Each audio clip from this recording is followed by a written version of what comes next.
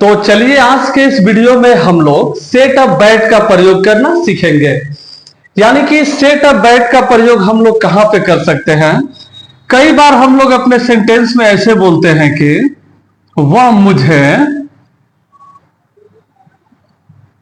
मुझे फंसाने के लिए जाल बिछा रही है, या वे लोग मेरे खिलाफ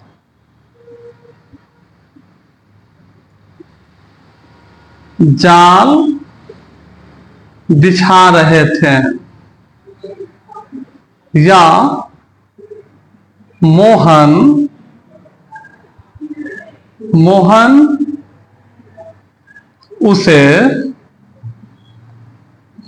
उसे पीटने के लिए जाल बिछा रहा था।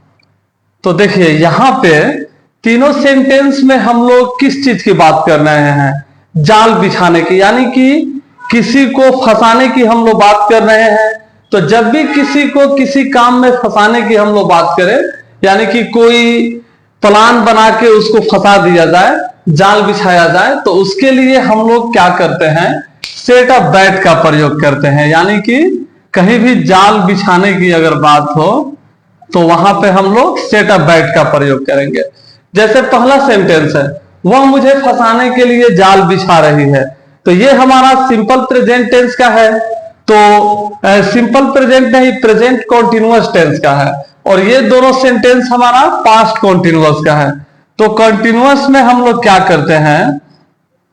इज एम आर प्रेजेंट के लिए और पास्ट के लिए वॉज या वर लगाते हैं, और इसके साथ V4 का प्रयोग करते हैं।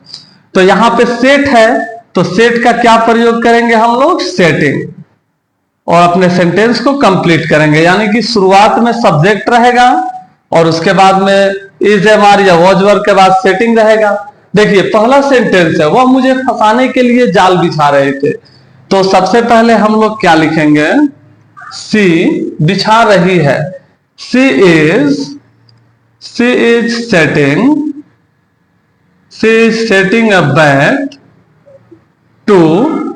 टू क्या है? फंसाना। ये हमारा इन्फिनिटिव है। जब भी वर्ब के लास्ट में ना ने नी आए तो उसको टू लिख कर लिखते हैं हम लोग। तो she is setting a bait to trap me, यानी कि ऑब्जेक्ट है हमारा मी।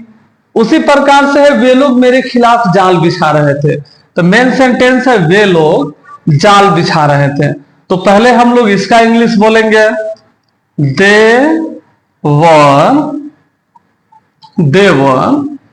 Setting a bat.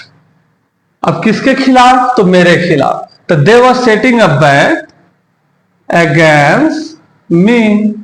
फिर है, मोहन उसे पीटने के लिए जाल बिछा रहा था। तो पहला सेंटेंस है यहां पे, मेन सेंटेंस, मोहन जाल बिछा रहा था।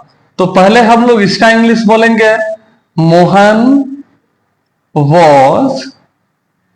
Was setting a bat. अब क्या, कौन सा काम करने के लिए? तो उसे पीटने के लिए। तो टू बीट हिम।